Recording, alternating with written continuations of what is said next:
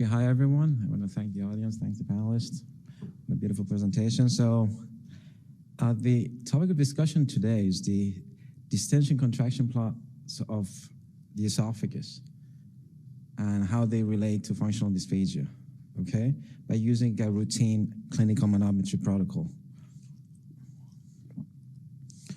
Now, a lot of research has been done throughout the years concerning the prevalence of normal esophageal manometry in dysphagia patients.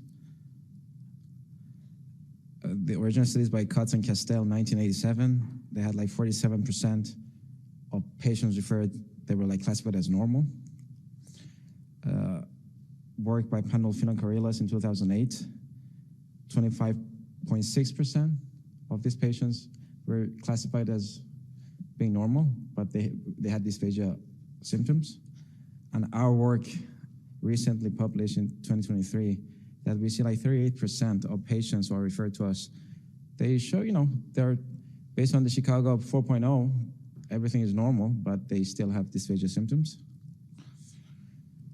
So what is peristalsis? It's like if you have a bolus and you think the bolus is a rock and the contraction is like a bulldozer, you should have a distension in front of the bolus ahead of the contraction behind it. Now, in the normal esophagus,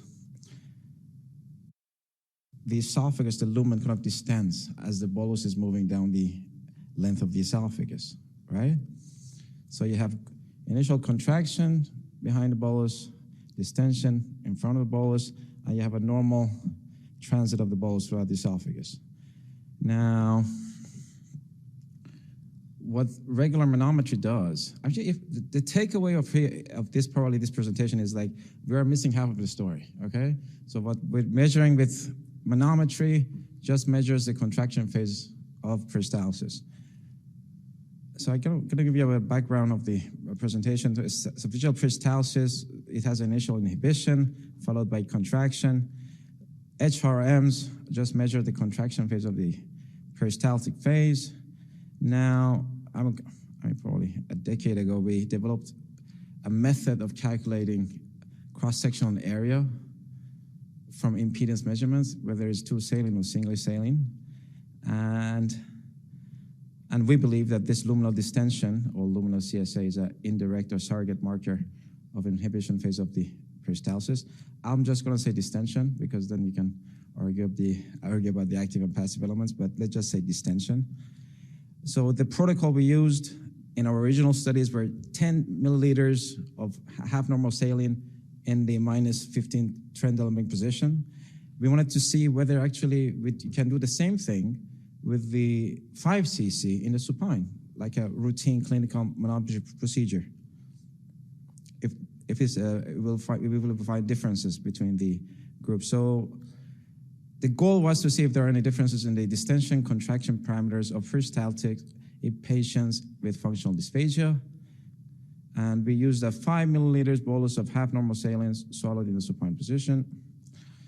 So we had 20 asymptomatic subjects and 20 patients with functional dysphagia score larger than 10. So after the procedure was carried out, the distension-contraction parameters were extracted. The first one was T1, which is a difference between the onset of the swallow, the pharyngeal opening, 2 peak distension in each channel. Then you have the peak luminal CSA. Then you have peak contraction pressure. And you have the area under the curve of both the pressure and distension curves. So this is one way to visualize distension and contraction. The distension appears in blue, followed by the contraction appears in green. This is 5 ml supine. You can do the same thing in the minus 15. As you see, the pressure kind of pattern kind of remains the same, although we have a bit of an increase in pressure, but a pattern of distension. And you see the distension is kind of walks closer to the contraction as it traverses the length of the esophagus. And this is the original study with the 10 ml in the supine and 10 ml in the minus 15 position. There's another way of visualizing this. This way you will have the manometry as heat maps, but you can have the distension contractions, the distension as waveform, okay? So I'm just showing you different ways you can visualize this.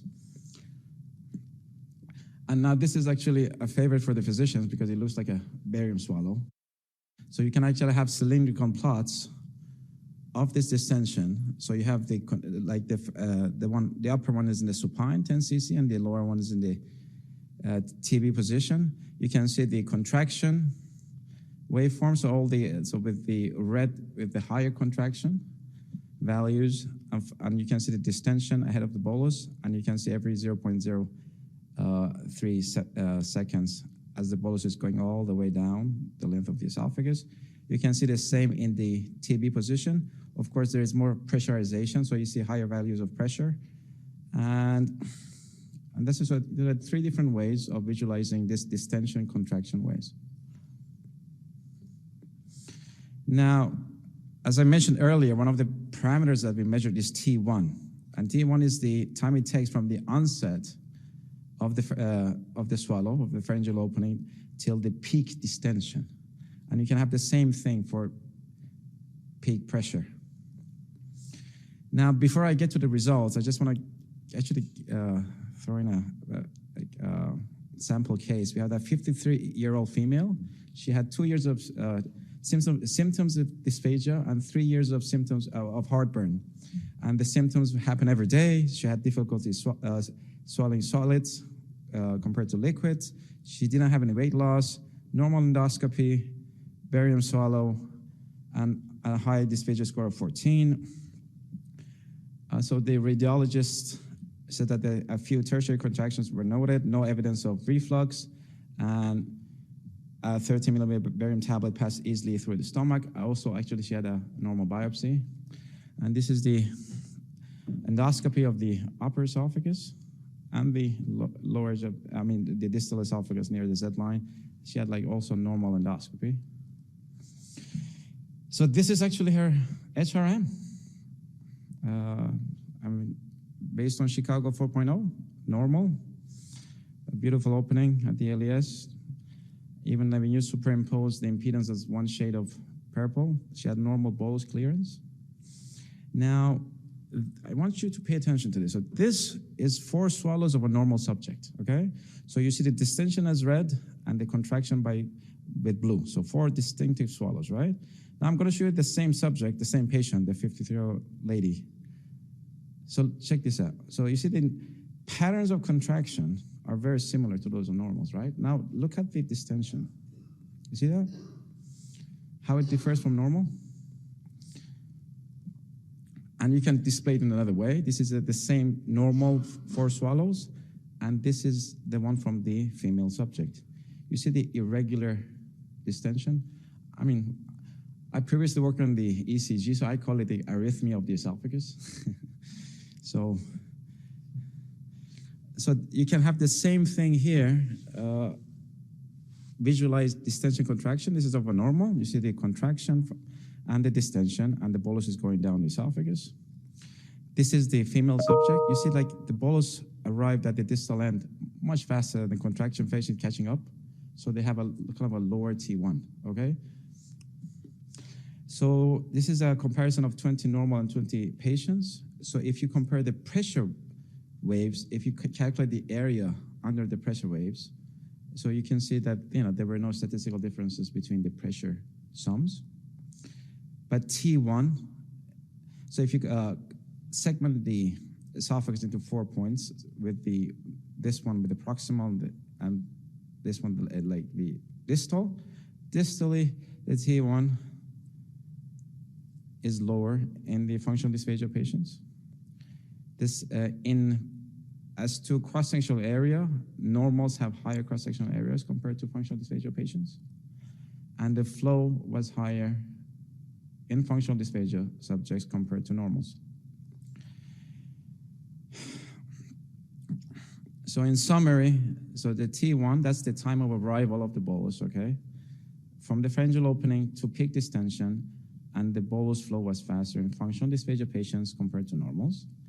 Peak cross-sectional area of the distal esophagus is smaller in functional dysphagia. They don't distend as well. Now, which actually I found some of your results in the G junction kind of interesting too, which kind of actually pointing to the similar direction.